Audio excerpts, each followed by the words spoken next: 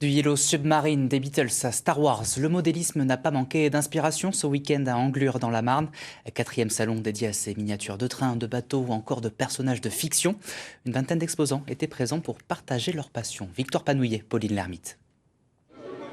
Ce bateau est unique en son genre et vous ne le trouverez pas dans le commerce. Il sort de l'esprit de Jam. Pas de plan ni de feuille de route, son imaginaire et sa dextérité sont ses seuls moteurs. La chaudière, bon, elle est là en dessous, là. Elle est remplie d'eau. Il y a la vapeur qui monte dans le moteur à vapeur. Voilà. Tout ça, c'est moi qui l'ai imaginé. Ça fait réfléchir un peu la tête, ça fait travailler les mains. C'est une bonne chose. Et cet univers en miniature impressionne les curieux. J'aime bien tout ce qui est mécanique et tout ça. Et voilà, là, je trouve que c'est magnifique. C'est pas un jouet, c'est fait par quelqu'un de A à Z. C'est génial. C'est toujours bien, ça me rappelle quand on était tout petit. Ça replonge en enfance, des événements comme ça.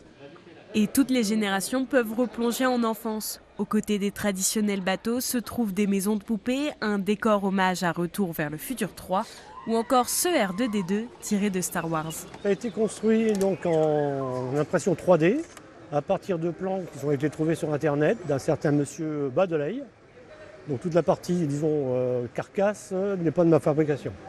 Après toute la partie électronique, là par contre c'est entièrement maison.